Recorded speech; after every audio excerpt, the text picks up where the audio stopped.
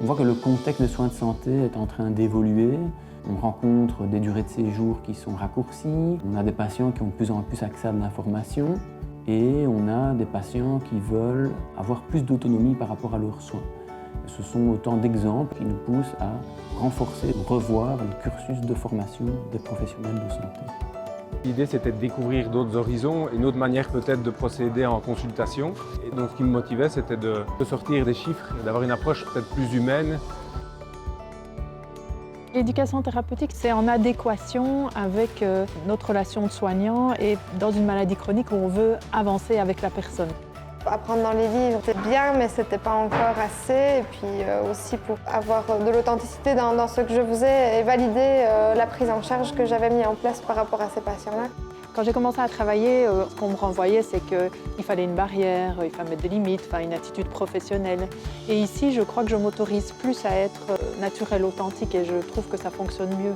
Donc je suis plus dans mes valeurs à moi, parce que ça correspond dans le fond à l'ETP. Je pense qu'il faut, pour mettre en place une éducation thérapeutique valable auprès des patients, être formé et avoir un minimum de bagages pour les prendre en charge de façon adéquate. C'est une formation universitaire, certifiante, qui donne donc un diplôme aux participants. Elle permet de consolider ou de renforcer des compétences qui ont été acquises sur le terrain. Ce que je voulais, c'était surtout objectiver ce que j'allais mettre en place par rapport à mes collègues et à l'institution. Et grâce à la formation, ça m'a permis de gagner en authenticité par rapport à ma prise en charge.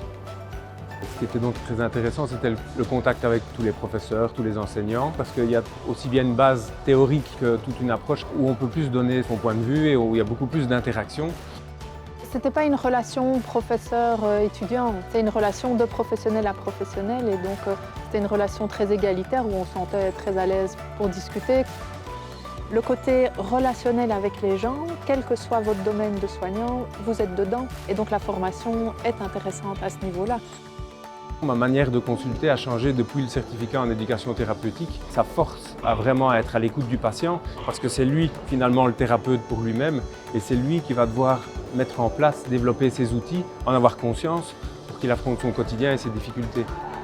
L'éducation thérapeutique du patient, pour moi, c'est vraiment la prise en charge personnalisée du patient avec sa maladie. Et ça permet aussi de les rendre plus autonomes par rapport à cette maladie qu'ils doivent gérer tout au long de leur vie.